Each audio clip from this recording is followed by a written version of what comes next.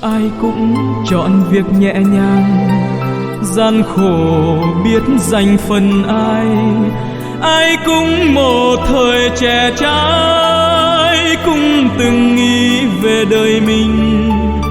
Phải đâu may nhờ dối chịu, phải đâu trong đục cũng đành, phải không anh, phải không em?